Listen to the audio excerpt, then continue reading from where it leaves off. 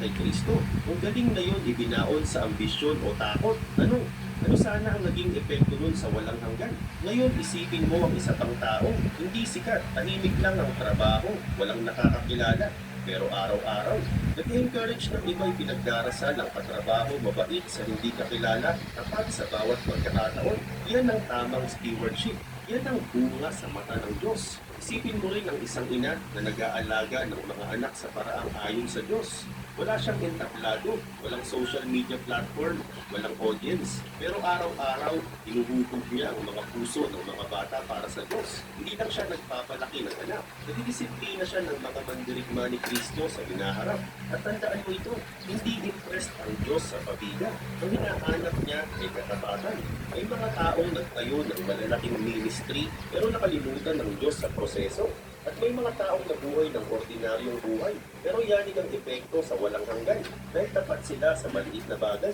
Yan ang ikalawang tanong, at yan ang hamon sa bawat isa sa atin. Hindi ka tatanungin ni Jesus kung ikaw ba ang may pinakamalaking talento.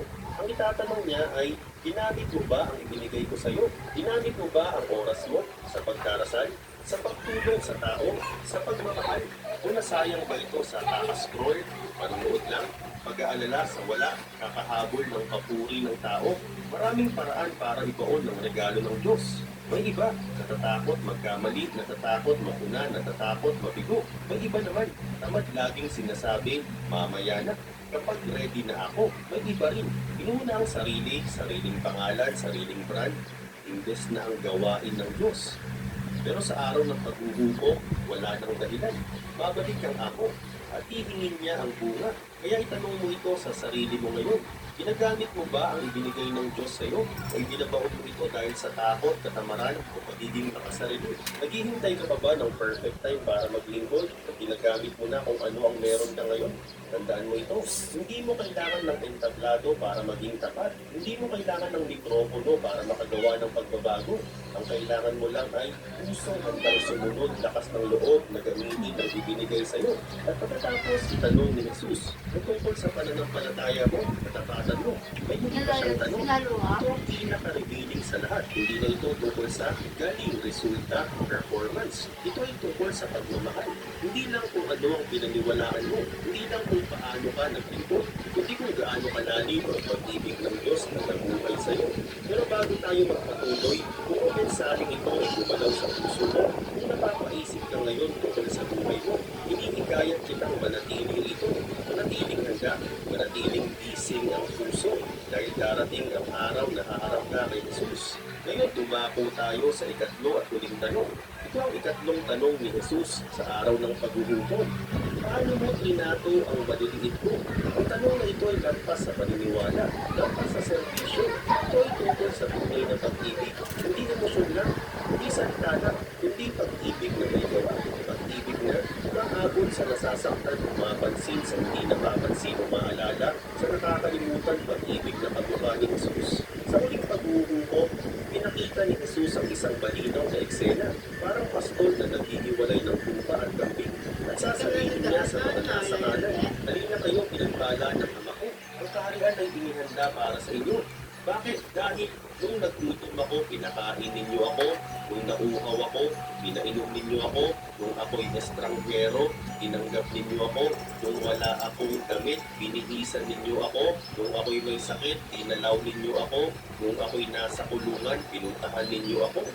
Yan ang pag-ibig na hinahanap ng Diyos. At magtatanong ang mga matuwid, Panginoon, ilan po namin ginawa ang mga iyon para sa iyo? At sasagot si Jesus, sinasabi ko sa inyo ang totoo. Ano bang ginawa ninyo sa pinakamaliit sa mga kapatid ko? Ginawa ninyo iyon para sa akin. Ibig sabihin nito, kinikilala ni Jesus ang sarili niya sa mga mahihina. Hindi niya sinabi, ginawa mo yun para sa kanila. Ang sinabi niya, ginawa mo yun para sa akin. Kapag tinulungan mo ang isang ulila, isang balo, isang adik, isang kulubi, isang taong walang matirahan, si Jesus ang tinulungan mo. Kapag pinaniwala mo sila, pinaniwala mo si Jesus. Kapag minahal mo sila, minahal mo si Jesus. Ito rin ang sinasabi sa 1 John chapter 4 verse 20. Ayon sa Biblia, kung sinasabi mong mahal mo ang Diyos pero ayaw mo sa kapwa mo, nagsisinungaling ka. Diretso ang mensahe. Hindi mo pwede sabihin mahal mo ang Diyos o wala kang pakialam pagmamahal sa kapwa, lalo na sa mga taong walang kayang ibalik sa iyo. Sino ba ang mga tinatawag na maliliit ni Jesus? Sila ang mga ulila, mga batang walang tahanan, walang kalinga, walang yumayakap sa gabi, mga balot, mga babaeng nag-iwan mag-isa, pasa ng lungkot at bigat ng buhay, mga dayuhan. Mga taong nasa lugar na hindi kanila, madalas hindi naiintindihan at inaapi mga bilanggo. Hindi lang nasa kulungan, kundi pati ang mga bihag ng bisyo, takot at hiya. Mga may sakit hindi lang sa katawan, kundi pati sa isip, damdamin at espiritu. Mga itinaboy ng mundo, mga taong sinabing walang silbi, hindi ka mahal-mahal, o sirang-sira na. At malinaw ito, hindi lang tinatanong ni Jesus kung nagbigay ka ng tulong. Ang tanong niya ay, ibinigay mo ba ang puso mo? Minahal mo ba kahit mahirap? Tumulong ka ba kahit walang kapalit? Naglingkod ka ba kahit walang nakakakita? May malaking pagkakaiba ang pagtulong para makita ng tao at pagtulong ng tahimik. May pagkakaiba ang pagmamahal sa nagmamahal din sa iyo at pagmamahal sa tao, baka hindi ka kailanman pasalamatan. Madaling mag-post ng kabutihan online. Madaling tumulong kapag may camera. Pero alam ni Jesus ang ginagawa mo kapag walang nanonood. At yun ang mahalaga sa kanya. Ang tunay na pagmamahal, may kapalit na oras, may pagod, minsan abala, minsan sakripisyo. Minsan ibig sabihin nito, magbukas ng bahay mo, magbukas ng wallet mo, o magbukas ng mga bisig mo. Yan ang klase ng pag-ibig na hinahanap ni Jesus. Hindi comfort, hindi compassion. Ibig sabihin malasakit kahit may hirap. Hindi siya humahanga sa dami ng alam mo haba ng Bible verses na kabisado mo. Ang tinitingnan niya ay gaano ka magmahal. Hindi niya binibilang ilang beses kang nag-church, ilang sermon ang napakinggan mo. Ang binibilang niya ay ilang tao kung natulungan mo. Pwede kang magsalita ng ibang wika, kabisado ang Biblia, magturo o mangaral. Pero kung walang pag-ibig, ingay lang ang lahat. Kaya kapag tinignan ni Jesus ang buhay mo, ano ang makikita niya? Pag-ibig ba? Tunay na pag-ibig, pag-ibig na may gawa. Hindi perfectong pag-ibig, hindi pabida na pag-ibig, hindi pag-ibig na may malasakit, may sakripisyo, may puso para sa mga taong mahalaga sa kanya. Sa araw na yun, ang pag-ihiwalay ay hindi sa pagitan ng matalino at hindi. Mayaman at mahirap, sikat at ordinaryo. Ang paghihiwalay ay sa pagitan ng mga nagmahal kay Jesus sa pamamagitan ng kapwa at mga hindi. Yan ang tanong. At ang buhay mo sinasagot na ito araw-araw. Paano mo trinato ang maliliit mo? Ang tatlong tanong na ito ay hindi lang para sa iba, para ito sa iyo. Ngayon, kaya huminto muna tayo sandali, mag-isip, magmuni. Ngayong narinig mo na ang tatlong tanong na ito, kaya mo ba silang sagutin ng buo ang loob mo? Una, tinanggap mo ba si Jesus bilang tagapagligtas mo? Hindi lang kilala, hindi lang hinahangaan, hindi isinuko mo ba ang puso at buhay mo sa Kanya? Nagtiwala ka ba sa sakripisyo niya sa krus at hindi sa sarili mong gawa? Ikalawa, ginamit mo ba ang ibinigay niya sa iyo? Ang oras mo, talento mo, pagkakataon mo, influensya mo. Ginamit mo ba ito para sa Diyos o ibinaon mo, pinagpaliban, o ginamit lang para sa sarili? Ikatlo, minahal mo ba ang maliliit hindi lang sa salita, hindi lang sa itsura, hindi sa gawa? Nakita ba ng buhay mo si Jesus sa mga wasak, sa mga nakalimutan, sa mga hindi pinapansin ng mundo? Kung ang sagot mo ay oo, ituloy mo lang. Manatili kang tapat, nasa tamang daan ka. Pero kung ang sagot mo ay hindi, o kung tahimik ang puso mo ngayon, ito ang magandang balita. Tinatawag ka pa rin ni Jesus ngayon. Hindi para husgahan ka, hindi para mahalin ka, hindi galit ang tawag niya. Aba, pag-ibig, paanyaya. Magbukas pa ang pinto ng awa ng Diyos at habang humihinga ka pa, hindi pa huli ang lahat. Ibig sabihin nito may pagkakataon ka pa. Ang biyaya ng Diyos ay mas malaki kaysa lahat ng kasalanan mo. Ang habag ng Diyos ay mas malakas kaysa lahat ng pagkakamali mo.